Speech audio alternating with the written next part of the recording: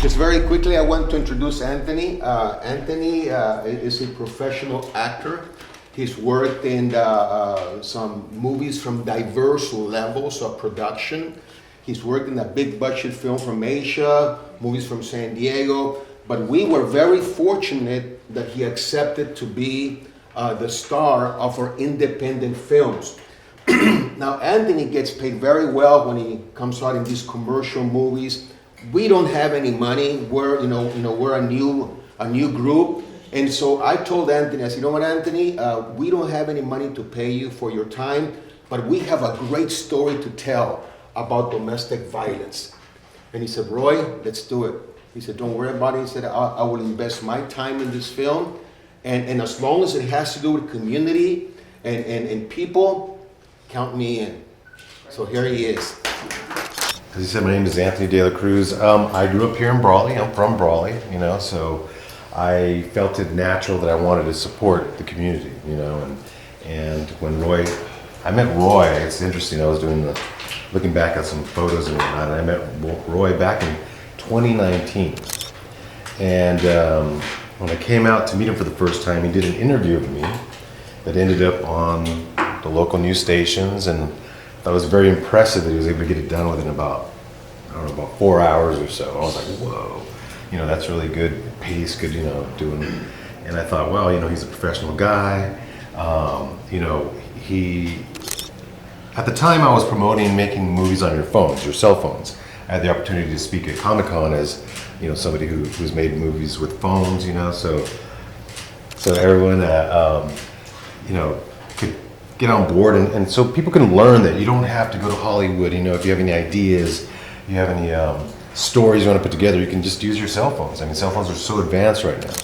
So we did the story, and I happened to be here visiting for a family event. Like I said, I'm from here, and it was going to come on the news, and we were over here at the Armory, and I think it's the Armory, the one down the road over here. And I'm like, hey, let's put the TV on. We're in the bar, there's a party going on in there. And we're putting the TV on.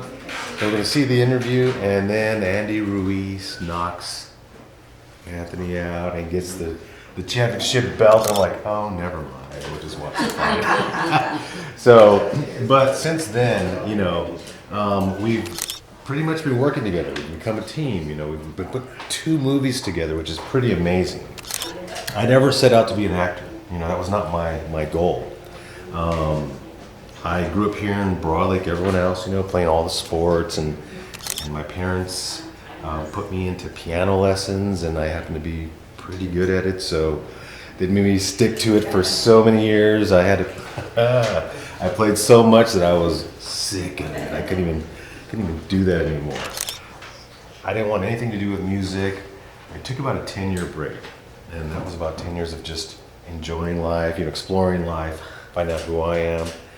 After 10 years of, not playing anything, I had a guitar I played for myself, basically a multi-instrumentalist because of my background in classical piano and whatever. And so I cashed in some stocks, I bought me equipment, and within a month I was already on stage. And I had a career for about 10 years that I was trying to make it in the music industry. And I even managed a band that was like going to be the next big thing, and they imploded and they messed up, and then I did my own band, and we were doing something really unique. We got to record at a studio in Los Angeles called Westlake Studios, where like Michael Jackson's Thriller was recorded, Mary J. Blige, Limp Bizkit, Marilyn Manson, even Sinatra, all these famous people. And I'm, again, being blessed along the way, and great, we have an EP coming out, we recorded in this famous place, and then I got this crazy idea that I wanted to get this product that I saw an advertisement that if you audition and get picked, you get the product for free. It was like $400, I'm like, I'm not paying for that. So I go and I audition and I get it, and they're like, hey, what do you do? And I go, well, I manage high-rises and property, because I went into that next, by the way, after banking. Because you have to work, believe it or not. If you're an artist and whatnot, you can be a starving artist, but that wasn't who I was. I made sure I had jobs and I could, pay bills and do things. So I had that, and I'm like, yeah, I do property management and I have a band. And they said, let's record your band. Oh my cool. You know, we have an EP coming out. We're gonna be on the infomercials at midnight, and everyone's gonna know who we are. They might be sick of us, but they'll know who we are. So we go to film, and my drummer doesn't show up. And he says, it's more for me than the band. So, as I mentioned, there's work involved, you know, and in music it's even harder because you have to have a group, and it's like landing a plane, and if they're not paying attention doing their thing, you know, that plane's gonna crash, and it always crashes, right? So I sat around, and I got a little upset, and I quit the band. And I sat around for a little while, maybe a month or two, and I did a little green screen writing contest, and I won that, and they made a little short film for me, and I thought, you know what? I got that part, maybe I can get another one, you know, let's see what happens. So then I landed a short film for SDSU students, where I, unfortunately, you know, they talk about stereotyping, I had to play a cholo, what's up, is it? You know what I mean? And I was okay, you know, I wanted to get in. By this time I was 40 years old. I didn't start till I was 40 years old. And I had to kind of really attack it differently from my experience in music. And I had to make sure that I didn't waste any time that you do when you're younger and figuring things out. So I immediately started doing research. Who makes movies in San Diego where I was living? You know, who does what, who actually gets it done, who actually has credits. And then so I started gravitating toward those people. And my next thing I landed was in Los Angeles. It was for a pilot. And I'm playing a cholo again.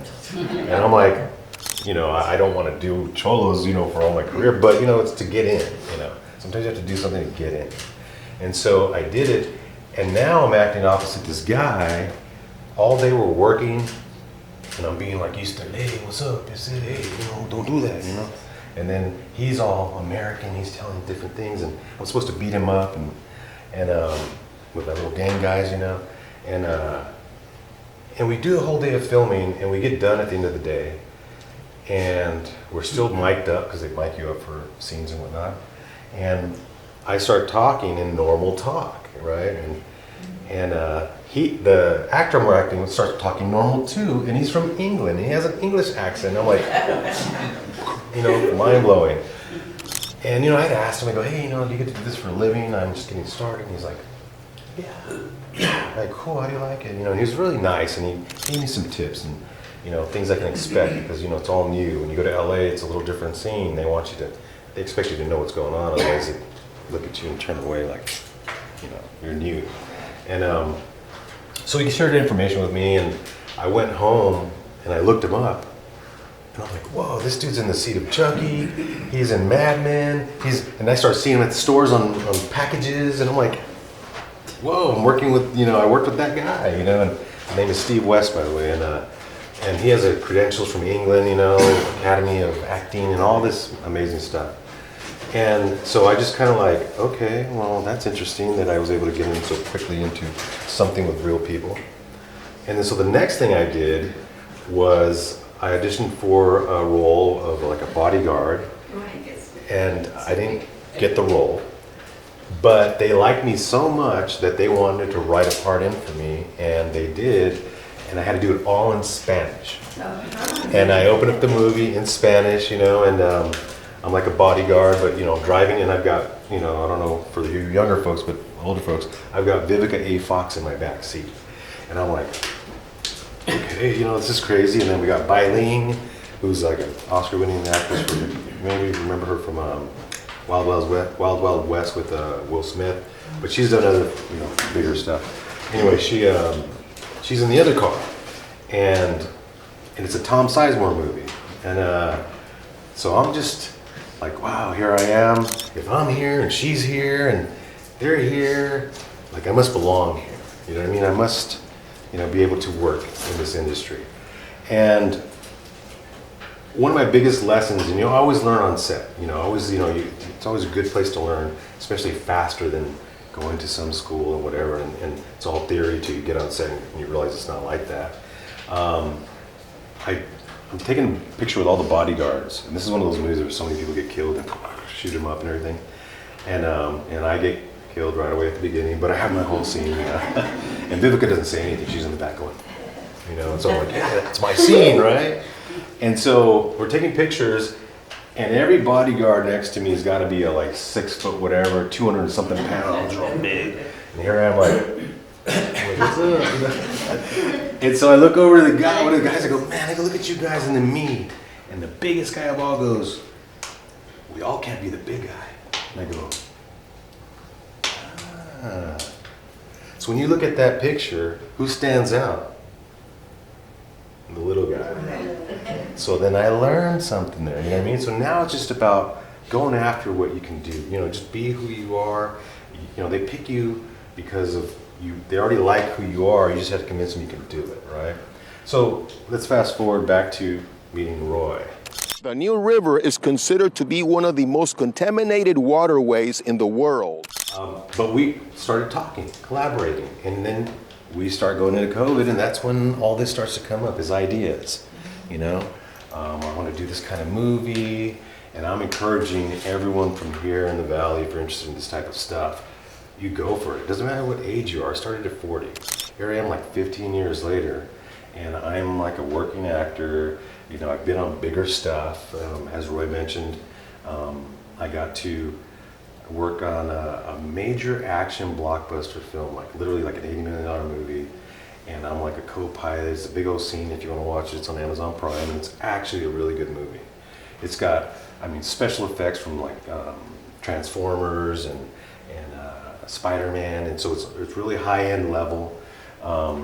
The director is from China, number one actor from China. And I got to film in Baja Studios where they filmed the Titanic, because we had a giant plane, we put in water too, you know, so it's kind of the same kind of location. So I got to do that. I also did the Selena series on Netflix, and all that was coming out, and it was gonna be, yes, I'm ready, I'm on the AMC Theater website, and then COVID shut everything down. And I'm like, whoa, what does this mean? I thought I was there.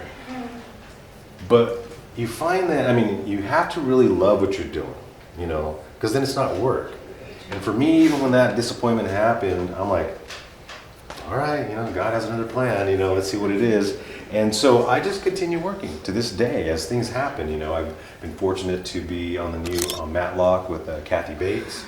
And so I've done the commercial I did a year ago for Twisted Tea drink. Played during the Super Bowl. Add Blue Twist de 5% de alcohol. Twisted Tea will make your summer sabroso. I got you, Tio.